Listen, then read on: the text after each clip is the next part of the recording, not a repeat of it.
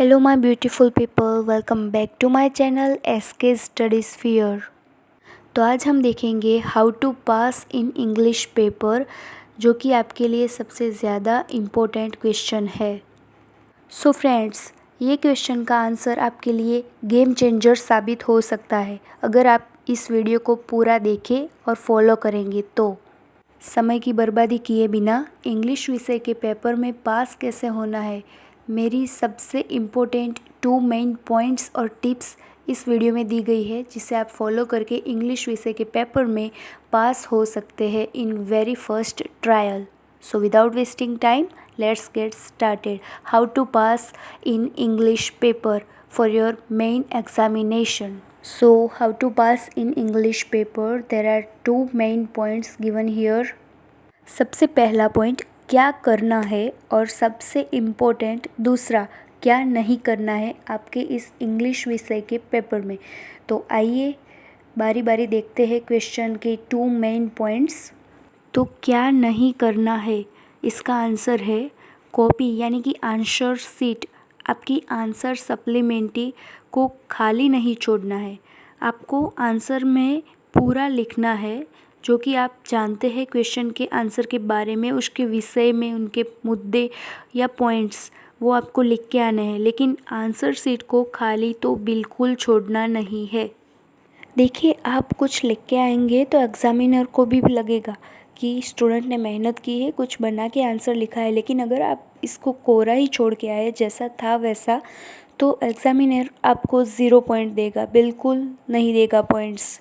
Moving to the next point, कोई नई भाषा को नहीं लिखना है कॉपी में, यानी कि अपनी बनाई हुई टेक्स्ट बुक के आंसर को तोड़ मरोड़ के बिल्कुल नहीं लिखना है।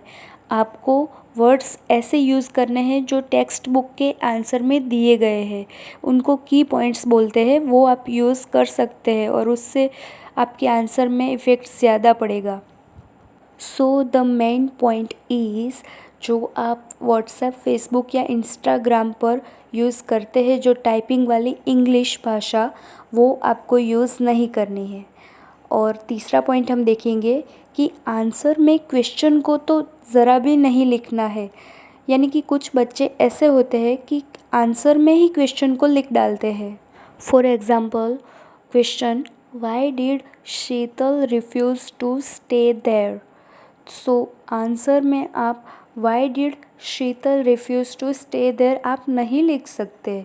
आपको समझना पड़ेगा कि ये क्वेश्चन है और क्वेश्चन को आंसर में नहीं लिखा जाता। क्वेश्चन को आंसर में अपने शब्दों में जो टेक्स्ट बुक में हिंट्स दिए गए हैं उसको यूज़ करके लिखना होता है। जैसे कि हमने देखा कि why did Sheetal refuse to stay there is the question, और आपको इसका आंसर ऐसे लिखना है जैसे कि Sheetal refuse to stay because, और उसके बाद आपको मेन रीज़न लिखना है कि शीतल ने क्यों मना किया वहाँ रुकने का। Okay, so moving forward, unseen passage को कॉपी नहीं करना है, यानी कि पैराग्राफ में से आपको उठा के लाइंस को आंसर में नहीं लिखनी होती है। उसके लिए आपको ग्रामर के रूल्स फॉलो करने पड़ते हैं और उसके बाद पैसेज का सहारा लेकर आंसर को बनाना पड़ता है।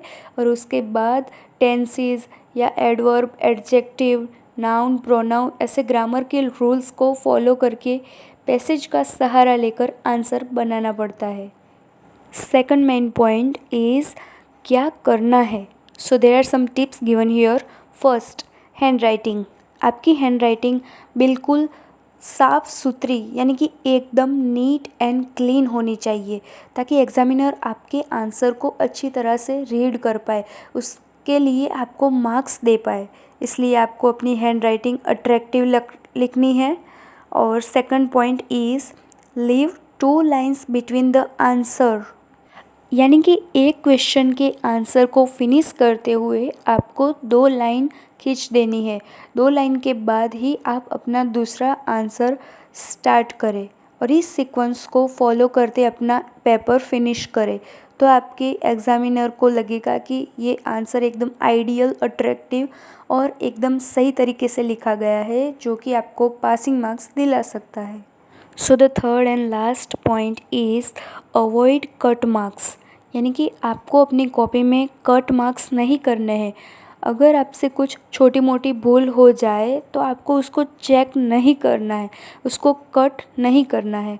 वो चलेगा क्योंकि एग्ज़ामिनर को बहुत सारी कॉपियाँ चेक करनी होती है और आपकी या किसी और की इंडिविजुअल कॉपी को इतनी बारीकी से नहीं देखा जा सकता या तपासा नहीं जा सकता ताकि आपके कट मार्क्स दिखे। इसीलिए आपको कट मार्क्स को अवॉइड करना है जितना हो सके उतना। This was the answer of how to pass in English examinations paper. और इसके लिए आपको जस्ट 2 मेन पॉइंट्स क्या नहीं करना है और क्या करना है, इसके सब पॉइंट्स को फॉलो करना है ताकि आप इंग्लिश विषय के पेपर में पास हो पाए बहुत ईजीएस्ट तरीके से। तो आपको मेरी दी गई हुई टिप्स को 2 मेन पॉइंट्स को फॉलो करना है और इंग्लिश का पेपर लिखना है ताकि आप आसानी से इंग्लिश विषय के पेपर में पासिंग मार्क्स अचीव कर सकते हैं। मेरी दी गई हुई मेन 2 पॉइंट्स वाली टिप्स को फॉलो करके आप अपने इंग्लिश के पेपर में पास हो सकते हैं। This was the last and game changer tips so that you can follow and pass your examination of English subject, and hope you guys like the video, and अगर मेरी इस वीडियो की tips आपको beneficial लगी हो या helpful साबित हुई हो तो please subscribe my channel, like the video, share this video with your friends, and yeah, till that, keep smiling, have a wonderful day, and all the very best for your tomorrow's examination.